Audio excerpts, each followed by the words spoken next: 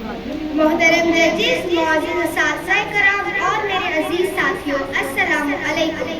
میری آج کی تقریر کا موضوع ہے قلم کی طاقت تلوار سے زیادہ ہے۔ یہ بات اتنی سادہ نظر آتی ہے مگر اس کے اندر ایک گہری اور طاقتور حقیقت چھپی ہے۔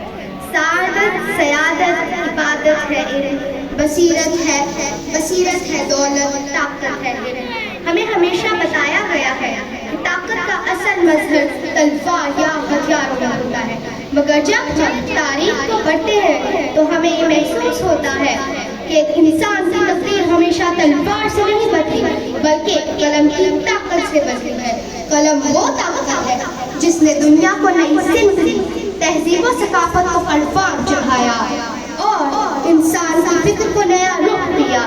پر اقرا کے نور علم کو پھیلانا ہے، ان جہالت کے اندھیروں کو مٹانا ہے۔ اگر ہم قرآن کی طرف دیکھیں تو پہلی وحی جو حضرت محمد صلی اللہ علیہ وسلم پر نازل ہوئی وہ اقرا یعنی پڑھ کی آیت تھی۔ اس میں یہ بتایا گیا ہے کہ علم، تعلیم اور قلم کی طاقت ہے انسان کی سب سے بڑی قوت ہے۔ قلم نے ہمیشہ جنگوں کے مقابلے انسان کو ترقی اور کامیابی کے راستے دکھائے۔